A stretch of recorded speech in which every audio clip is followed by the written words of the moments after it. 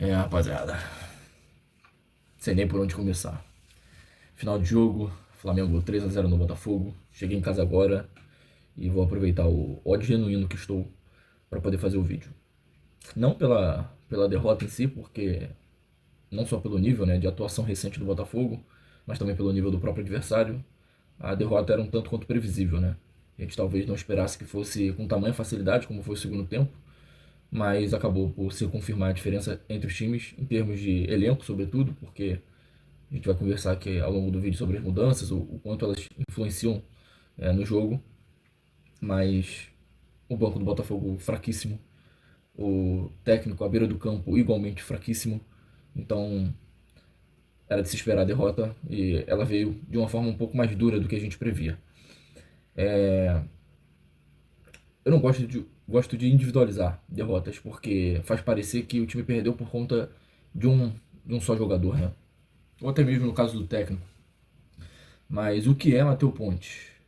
O que é Matheus Pontes? Eu, se pudesse dar um conselho pro Ponte, por que você não dá um Google aí? Vai no SESI Senai. Tem diversos cursos lá para você fazer. Tem curso de culinária, tem curso de aviação, tem curso de mecânica, curso de engenharia. Tem diversos cursos para você se qualificar profissionalmente e seguir o rumo da tua vida. Porque jogador de futebol não tem condições. Eu não sei quem disse pra você que você é jogador de futebol, eu não sei quem do Botafogo enxergou em você um jogador de futebol, mas não tem condições nenhuma. Você é um atleta. Isso você é um cara forte, você é um cara posturado fisicamente, um cara até bonito, inclusive, podia ser modelo. Jogador de futebol não dá pra você não, irmão. Não tem condições nenhuma. É horroroso. Horroroso ver você jogando no futebol. Horroroso. Você não acerta absolutamente nada. Rigorosamente nada. E a gente só não te vai tanto, ou mais do que você deveria, né? A torcida tem uma certa paciência com você porque você é um cara esforçado. E de certa forma isso causa no torcedor uma empatia que a gente não teria, por exemplo, se fosse um outro jogador sem esse viés sanguíneo. Então, não tem condições. Desculpa. Desculpa. E o Botafogo, se quer disputar coisas grandes, não pode ter o Ponte na lateral. Talvez por isso até a gente ache o Vitinho bom, porque o reserva dele é o Ponte. Então é uma coisa a se pensar. Vamos falar do jogo? E aí depois eu vou falar sobre o Ancelotti, que eu acho importante. Sobre o jogo, eu definiria o jogo como um jogo de dois tempos bem distintos. O primeiro tempo, não vou dizer que me agradou, mas foi um primeiro tempo digno do Botafogo. Um primeiro tempo em que o Botafogo conseguiu competir com um adversário que, mesmo com mudanças significativas ali no time, ainda assim é um adversário mais forte que o Botafogo. E o Botafogo conseguiu competir. Criou boas chances, não conseguiu concretizá-las em finalizações perigosas, né? O Rossi, por exemplo, não fez nenhuma defesa que eu me lembre.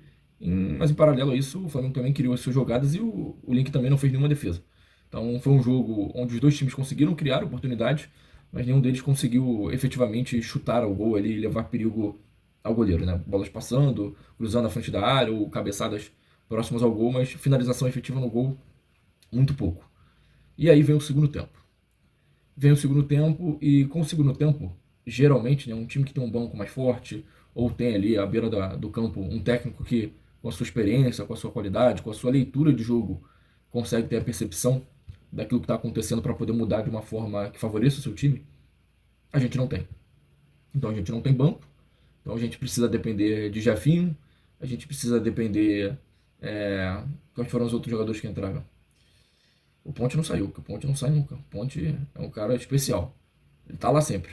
Vai ficar lá sempre. Não importa quanto ele vai ficar lá.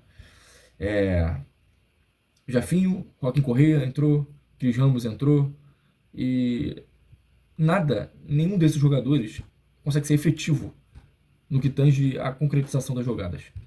Tem uma jogada no segundo tempo, já quando estava 3-0, que é muito do que é o Botafogo do Ancelotti. E é muito do que é o Botafogo hoje, enquanto caráter individual. O Marlon Freitas pegou um passe errado, né, do jogador do Flamengo, saiu ali 4 contra 3, ele deu o passe, recebeu, e ele simplesmente sozinho com a bola, ele quis tocar de novo. Ele não teve a capacidade de definição. Ele sequer escolheu finalizar a jogada. Viciado em tocar a bola. O Botafogo não tem jogadores que assumam o protagonismo. E aí entra a leitura de jogo. O técnico não tem leitura de jogo. Nenhuma. Ele tirou o melhor jogador do Botafogo em campo, que era o Santi Rodrigues. Se não tecnicamente, pelo menos jogador que tentava algo diferente. Jogador que brigava, que dava o drible, que chutava, muitas das vezes errado, mas chutava. Tentava alçar a bola na área. Era o cara que estava tentando fazer algo que o Botafogo não fazia, que era criar jogadas. E ele tirou o Santi Rodrigues. Eu espero que o Santi tenha pedido para sair, o que eu duvido muito, tá? Mas, vindo do Ancelotti, acredito que tenha sido a opção técnica mesmo, porque ele tem por hábito escolher sempre o pior. Ele é muito bom nisso. Se tem uma coisa que ele é bom nisso, se você der 5 opções para ele, ele vai escolher a pior. Se tu deixar uma tartaruga para ele tomar conta, a tartaruga foge. Vocês conhecem o meme do jabuti?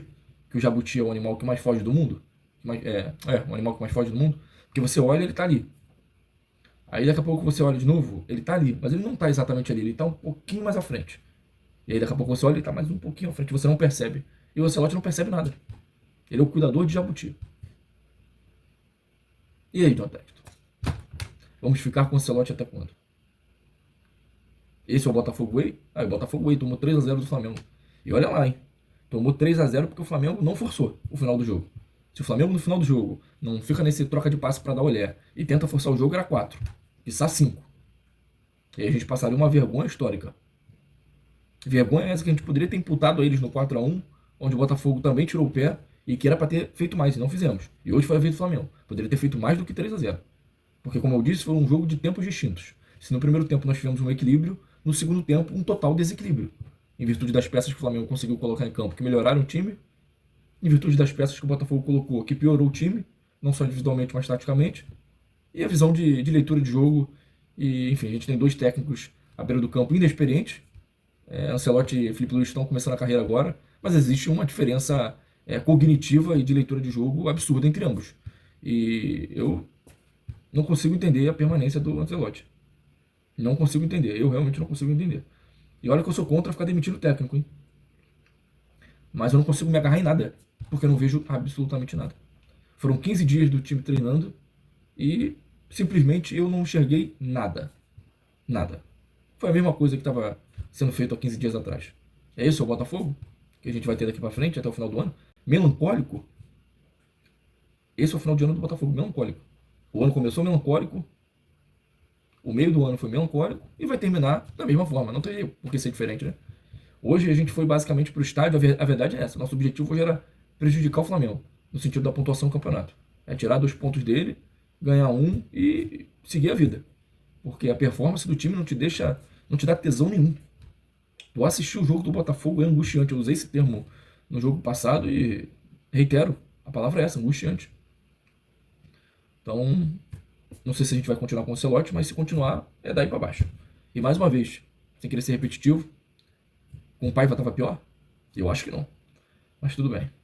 E sobre o Flamengo, é claro, né? Minha visão aqui como botafoguense vai ser muito mais sobre a ótica do Botafogo do que sobre a ótica do Flamengo, mas o Flamengo fez o que precisava fazer, que era vencer um time que é mais fraco do que ele.